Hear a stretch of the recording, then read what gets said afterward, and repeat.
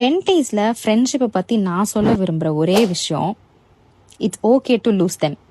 ஸ்கூலில் காலேஜில் friends maintain பண்ணுறது ரொம்ப ஈஸி, கூடவே இருப்பாங்க, தனியாக எஃபர்ட்ஸ் போடணும்னு அவசியம் இல்லை. பட் அந்த ஃபேஸ்க்கு அப்புறம் கண்டிப்பாக அந்த ஃப்ரெண்ட்ஸ் எல்லாம் மேற்படிப்பு படிப்பாங்க, வெளியூருக்கு வேலைக்கு போவாங்க. ஸோ ஒரு கேப் விழும். People change and move away and that's totally normal.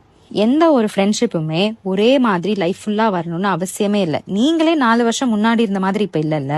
So some people உங்கள் லைஃப்பில் ஒரு ரீசனுக்காக இருப்பாங்க, அதை தாண்டின கொஞ்சம் பேர் ஒரு சீசனுக்காக இருப்பாங்க.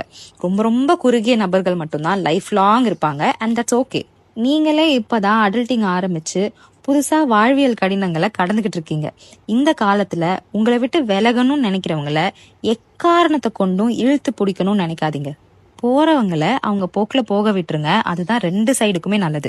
அதை மீறி உங்க மேல பாசம் வச்சு உங்க கூட இருக்கணும்னு நினைக்கிற ஃப்ரெண்ட்ஷிப்போ எந்தவித ரிலேஷன்ஷிப்போ அதை மட்டும் பத்திரமா பாத்துக்கோங்க. ஏன்னா when it comes to friendship, it's always quality over quantity.